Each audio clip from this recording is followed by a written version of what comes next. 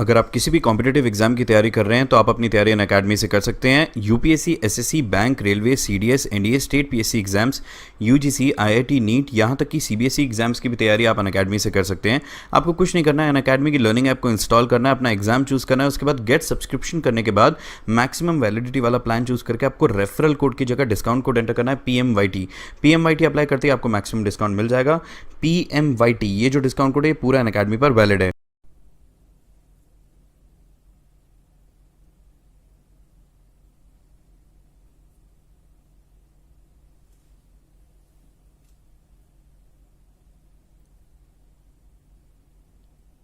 Hello guys, कैसे हैं आप सब। I am Tania Goyal from प्रतियोगिता मंत्रा।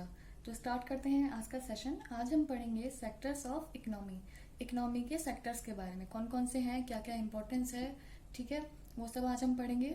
तो जल्दी से नोटबुक लेके आओ, पेन लेके आओ, प्रॉपर नोट्स बनाने हैं आपको। सब अच्छे से प्रोवाइड कर रही हूँ मैं नोट्स की फॉर्म में आपको, ठीक है। और इस वीडियो को पूरा एंड तक देखना है क्योंकि लास्ट में कुछ एमसीक्यूज भी रखे हैं मैंने आपके लिए, ठीक है। तो स्टार्ट करें फिर, चलिए स्टार्ट करते हैं। सबसे पहले अगर हमें सेक्टर्स ऑफ इकोनॉमी पढ़ना है तो जानना होगा इकोनॉमिक्स क्या होता है।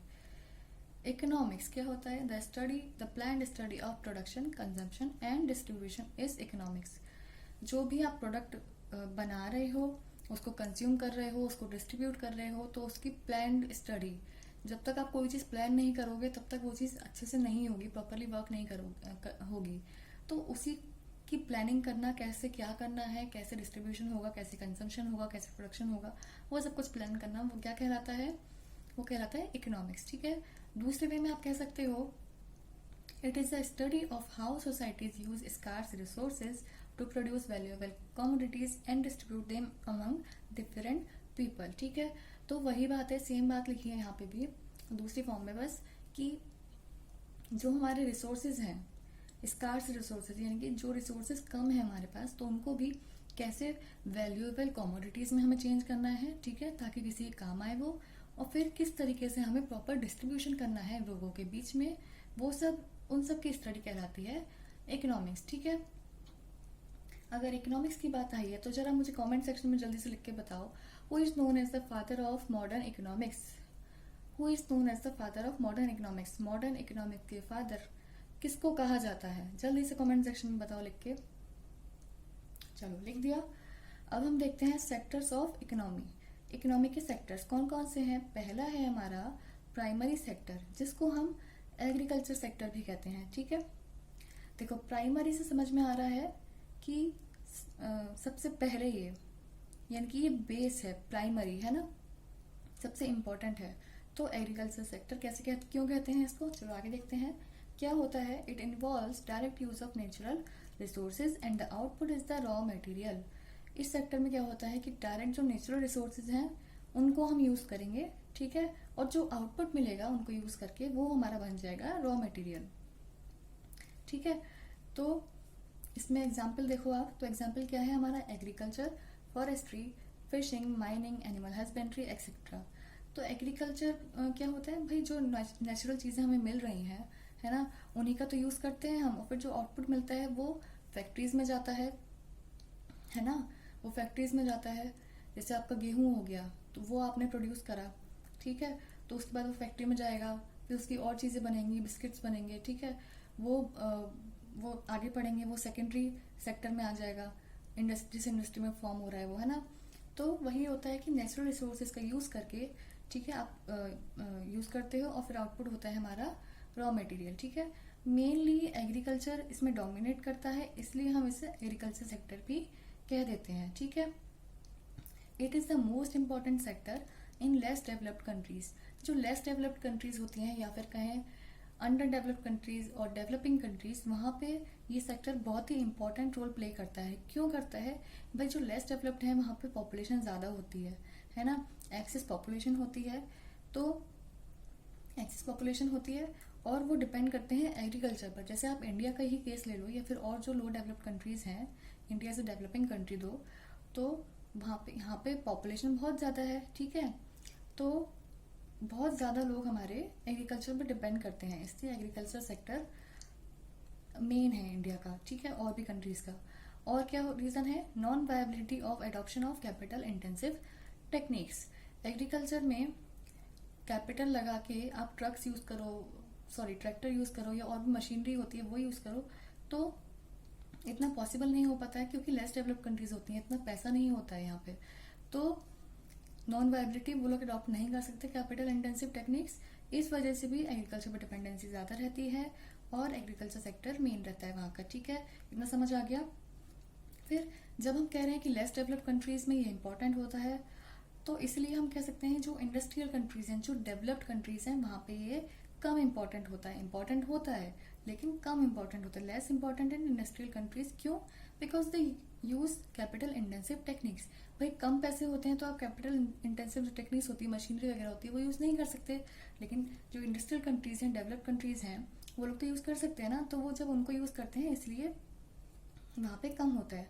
और जब आप कैपिटल इंटेंसिव टेक्निक्स यूज करोगे तो मैन फोर्स कम चाहिए होगी, requires lace work force, more people involve in secondary and tertiary sector. इस वजह से ये सेक्टर इतना इंपॉर्टेंट नहीं होता है as compare to secondary and tertiary sector. ठीक है, चलो आगे देखते हैं। People engage in primary activities are called red collar workers due to the outdoor nature of their work. ये ध्यान रखना है आपको, जितने वर्कर्स इस सेक्टर में इन्वॉल्व होते हैं उनको कहा जाता है रेड कॉलर वर्कर्स। ठीक है, क्यों कहा जाता है? क्योंकि उनका मेनली जो वर्क होता है वो आउटडोर होता है, उनकी डेस्क जॉब नहीं होती है, उनका इंडोर वर्क नहीं होता है, उनको आउटडोर फील्ड्स में जाके काम करना पड़ता है, इसी वजह से रेड कॉलर वर्कर्स कहा जाता है। ठीक है, समझ आ गया इतना? अच्छा, अब इतना समझ आ गया तो आपको समझ में आ गया होगा it forms the base for all other products, इसलिए इसे प्राइमरी कहते हैं। जब मेन हमारा यही है, इसी से रॉ मटेरियल बनेगा, है ना, तभी आगे काम चलेगा कुछ, तो ये बेस की तरह बेस फॉर्म करता है हमारा, और इसलिए इसको प्राइमरी सेक्टर कहा जाता है। ठीक है, समझ आ गया? आगे देखें फिर। चलो अब आता है हमारा सेकेंडरी सेक्टर, जिसको हम इंडस्ट्रियल सेक्टर भी कहते हैं। इसमें क्या होता है? It uses the produce of the primary sector as its raw material and manufacture finished goods. ठीक है, तो जो प्राइमरी सेक्टर से हमारा रॉ मटेरियल हमें मिला है उसको ये लोग यूज करते हैं।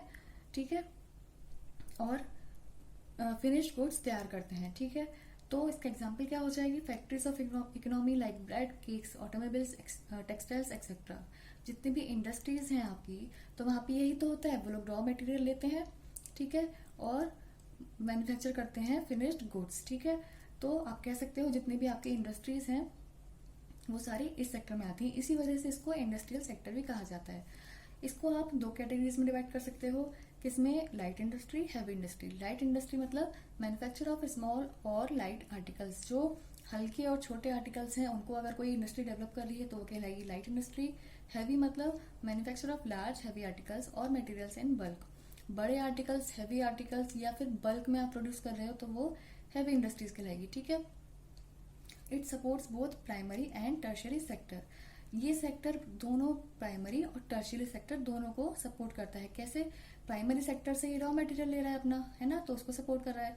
टर्शियरी सेक्टर कैसे? कि वहाँ पे जो लोग इन्वॉल्व हैं सर्विसेज के लिए, भाई इंडस्ट्रीज में आप मैन्युफैक्चर करने वाले कुछ लोग होंगे, कुछ उसका सब डेटा भी तो हैंडल करेंगे ना, तो वो टर्शियरी सेक्टर में इंक्लूड हो गया, तो वो दोनों को सपोर्ट करता है। ठीक है, और टर्शियरी सेक्टर कैसे सपोर्ट करेगा? कि जब तक ये गुड्स नहीं भेजेंगे तब तक टर्शियरी सेक्टर भी तो नहीं प्रॉपर वर्क कर पाएगा, है ना।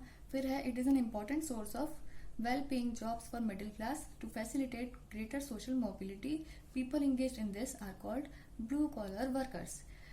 ये क्या करता है? ये वेल इम्पॉर्टेंट सोर्स है किनके लिए? मिडिल क्लास लोगों के लिए। मिडिल क्लास लोगों के पास इतनी ज्यादा स्किल्स नहीं होती है कि वो टर्शियरी सेक्टर में इन्वॉल्व हो पाए, तो वो सेकेंडरी सेक्टर में इन्वॉल्व होके उनको अच्छी जॉब मिल जाती है। ठीक है, तो उनका मेन सोर्स है, इंपॉर्टेंट सोर्स है ऑफ मनी।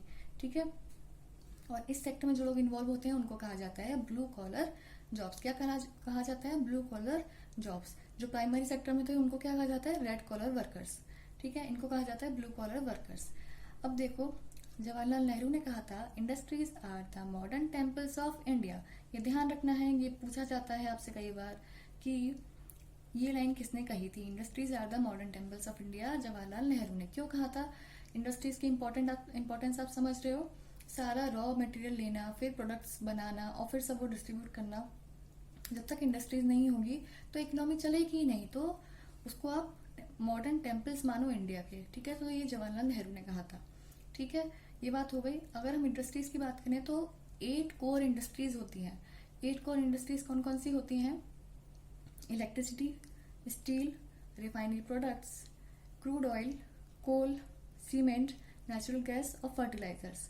इनको भी नोट कर लेना अलग से, इस पे भी क्वेश्चन आते हैं आपसे। कौन कौन सी? Electricity, steel, refinery products, crude oil, coal, cement, natural gas और फर्टिलाइजर्स, कि कौन कौन सी इनमें से 8 कोर इंडस्ट्रीज में इंक्लूड है या कौन सी नहीं है, ठीक है।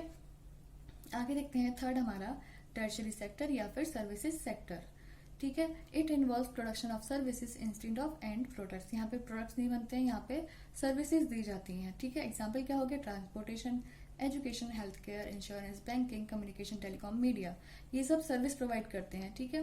कोई प्रोडक्ट नहीं बना रहे हैं ये, बट ये सर्विस प्रोवाइड कर रहे हैं। This sector jobs are called white collar jobs. Secondary में कहा जाता था ब्लू कॉलर, टर्शरी में कहा जाता है व्हाइट कलर और प्राइमरी में कहा जाता था रेड कॉलर, ठीक है। तो ध्यान रखेंगे व्हाइट कॉलर जॉब्स में, टर्शरी सेक्टर में व्हाइट कॉलर जॉब्स होती हैं, ठीक है। तो यहाँ पे प्रोडक्ट का प्रोडक्शन नहीं होता है बल्कि सर्विसेज का प्रोडक्शन होता है, ठीक है। समझ आ गया इतना? आगे देखें फिर, चलो आगे देखते हैं। अगर चैनल को सब्सक्राइब नहीं किया है तो कर लेना। चलो अब आता है हमारा फोर्थ, क्वाटरनरी सेक्टर या फिर हम इसे नॉलेज सेक्टर भी बोलते हैं, ठीक है। इसमें क्या होता है? These are specialised tertiary activities. जो हमारा टर्शरी सेक्टर था, ठीक है, उसी का आप पार्ट कह सकते हो इसे, ठीक है, उसी का एक स्पेशल पार्ट कह सकते हो आप इसे। It is the intellectual aspect of the economy. जो इकोनॉमी की इंटेलेक्चुअल एस्पेक्ट होती है, यानी कि नॉलेज बेस्ड, उसको हम वो क्वाटरनरी सेक्टर में आता है। It is a process which enables entrepreneurs to innovate and improve the quality of services offered in economy, ठीक है। इकोनॉमी में जो भी सर्विस दी जा रही हैं, ठीक है, जो भी सर्विस दी जा रही है वो उसको कैसे इम्प्रूव किया जाए, और जो एंटरप्रेन्योर्स होते हैं वो कैसे काम किया जाए, कैसे इनोवेशन लाया जाए, वो सब जिसमें नॉलेज का यूज हो रहा है, ठीक है। तो वो सब कहलाती है हमारी क्वाटरनरी सेक्टर की जॉब्स, इसलिए इसको नॉलेज सेक्टर भी कहा जाता है। एग्जाम्पल के देखो आप, personal working in office buildings, office में जो काम करते हैं, एलिमेंट्री स्कूल्स में जो काम करते हैं, यूनिवर्सिटी क्लासरूम्स, टीचर्स यानी कि professors, hospitals staff, doctors, office, theatres, accounting etcetera, इन सब में जो ये काम करते हैं वो सारे अपनी नॉलेज का यूज कर रहे हैं, ठीक है। सब में इनोवेशन और क्वालिटी इंप्रूव करने का है सर्विसेज को, इसलिए ये क्वाटरनरी सेक्टर में आते हैं। These can also be outsource. Outsource का मतलब कॉन्ट्रैक्ट करके किसी आउटसाइड सप्लायर से गुड्स वगैरह लेना, ये आउटसोर्स भी हो सकते हैं, ठीक है। समझ आ गया इतना? नेक्स्ट देखते हैं हमारा क्वीनरी सेक्टर। ये क्या होता है? It is the part of the economy where the top level decisions are made. Top level decisions होते हैं, मेन इंपॉर्टेंट डिसीजंस होते हैं, वो जहाँ लिए जाते हैं उस इकोनॉमी को, उस सेक्टर को हम बोलते हैं quinary sector. They focus on creation, rearrangement and interpretation of new and existing ideas, data interpretation and use and evaluation of new technology. कोई भी नई टेक्नोलॉजी है उसको इवेल्युएट करना, कैसे काम कर रही है, डेटा को देखना कि किस टाइप का कैसा डेटा है, ठीक है, और अरेंजमेंट करना, रीअरेंजमेंट करना या कुछ नया क्रिएट करना, टॉप लेवल डिसीजन लेना, तो वो सब इस सेक्टर में आता है। एग्जाम्पल के तौर पर देखो, special and high paid skills of senior business executives, government officials, research scientist, financial and legal consultants etcetera. जो टॉप मोस्ट लेवल की जॉब्स होती हैं, स्पेशल होती हैं, हाई पेड जॉब्स होती हैं, हाई पेड स्किल्स होती हैं, जैसे बिजनेस एग्जीक्यूटिव्स, कंपनी के जो टॉप लेवल पर मेंबर्स होते हैं वो, गवर्नमेंट ऑफिशियल्स हो गए टॉप लेवल के, या रिसर्च साइंटिस्ट है ना, तो रिसर्च कर करके ये नई नई चीजें देखते हैं, सोचते हैं, या फाइनेंशियल एंड लीगल कंसल्टेंट्स, तो ये सब आते हैं हमारे क्वीनरी सेक्टर में। These are called gold collar jobs, ठीक है, इनको हम गोल्ड कॉलर जॉब्स कहते हैं। तो हमने कौन कौन सी पढ़ी? प्राइमरी में कहा जाता है रेड, ठीक है, सेकेंडरी में कहा जाता है ब्लू, ठीक है, टर्शियरी में कहा जाता है व्हाइट, और क्वीनरी में कहा जाता है गोल्ड। ध्यान रखेंगे इसे। अब देखते हैं, ये हमारे सेक्टर्स हो गए, 5 सेक्टर्स हमने पढ़ लिए। ये किस बेसिस पर हमने पढ़े हैं? क्लासिफिकेशन किस बेसिस पर हुआ है? On the basis of nature of activity. Activity किस टाइप की हो रही है इकोनॉमी में, उस बेसिस पर हमने क्लासिफिकेशन किया है। अब आते हैं कंट्रीब्यूशन टू जीडीपी। जीडीपी में किसका कितना कैसा कंट्रीब्यूशन है? सबसे ज्यादा कौन हम यहाँ पे मेनली बात करेंगे प्राइमरी, सेकेंडरी और टर्शरी की, ठीक है। इन दोनों सेक्टर्स को हम इन्वॉल्व नहीं करेंगे यहाँ पे। तो अगर जीडीपी की बात करें, तो इंडिया की बात करें, तो इंडिया में टर्शरी सेक्टर जीडीपी में सबसे ज़्यादा कंट्रीब्यूट करता है, उसके बाद उससे कम करता है सेकेंडरी और सबसे कम करता है प्राइमरी। लेकिन अगर हम एम्प्लॉयमेंट की बात करें, सबसे ज़्यादा लोग किस सेक्टर में काम करते हैं, तो प्राइमरी सेक्टर में सबसे ज़्यादा लोग हैं। इसलिए कहते हैं एग्रीकल्चर बेस्ड इकोनॉमी। मैंने कहा था ना कि डेवलपिंग कंट्रीज या लेस डेवलप्ड कंट्रीज होती हैं, उसमें एग्रीकल्चर प्राइम रोल प्ले करता है, प्राइमरी सेक्टर ज़्यादा होता है। तो एम्प्लॉयमेंट के रेस्पेक्ट में बात करें तो प्राइमरी सेक्टर सबसे ज़्यादा है, उससे कम टर्शियरी सेक्टर और सबसे कम सेकेंडरी सेक्टर, ठीक है। अब आप देखो, सोचो, ड्यूरिंग अर्ली सिविलाइजेशन के टाइम पे, during early civilisation all economic activities was in primary sector. उस टाइम पे लोग खाने पीने के उसमें ही देखते थे, ठीक है, एग्रीकल्चर के उसमें ही सोचते थे। तो सबसे ज़्यादा इकोनॉमिक एक्टिविटी प्राइमरी सेक्टर में होती थी। फिर क्या हुआ, जब इतना फूड बनने लगा, इतना प्रोडक्शन होने लगा फूड का कि लोगों की ज़रूरत पूरे होने लगी, तब लोगों ने आगे सोचा कि अब आगे क्या करना है, आगे प्रोडक्ट्स फॉर्म करने हैं। तो प्रोडक्ट्स इंक्रीज हुए, जिसकी वजह से सेकेंडरी सेक्टर फॉर्म हुआ, ठीक है। हो गया, इतना बस समझ में आ गया। चलो अब देखते हैं हम एमसीक्यूज। ये एमसीक्यूज सारे अटेम्प्ट करने हैं आपको और स्कोर बताना है कमेंट सेक्शन में। देखते हैं किसका कितना स्कोर आता है। चलो, सबसे पहले क्वेश्चन है हमारा, when we produce a good by exploiting natural resources it is an activity of. जब हम कोई भी गुड प्रोड्यूस करते हैं नेचुरल रिसोर्सेज का यूज करके, तो वो किस सेक्टर में इंक्लूड किया जाएगा, secondary sector, tertiary sector, primary sector या फिर ऑर्गेनाइज सेक्टर। बताओ क्या आंसर होगा इसका।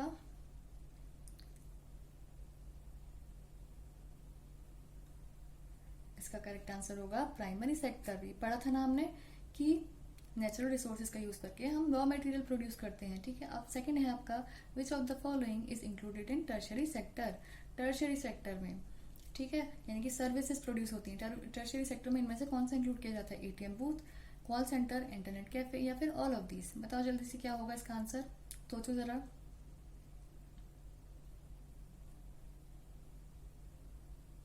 Correct answer is all of these, क्योंकि इन तीनों में ही सर्विसेज प्रोवाइड की जा रही हैं, इसलिए ऑल ऑफ दीज आंसर होगा। अब नेक्स्ट है हमारा, which of the following type of activities are covered in secondary sector. Secondary sector में इसमें से किस टाइप की एक्टिविटी कवर की जाती है। ऑप्शन हैं, it generates services rather than goods, ठीक है। सेकंड है, natural products are change through manufacturing. Third है, goods are produced by exploiting natural resources. Fourth है, it includes agriculture, forestry and dairy. बताओ जल्दी से क्या आंसर होगा। सही से पढ़ना सेंटेंसेस को, क्या कह रहा है समझना और फिर बताना इसका क्या आंसर होगा।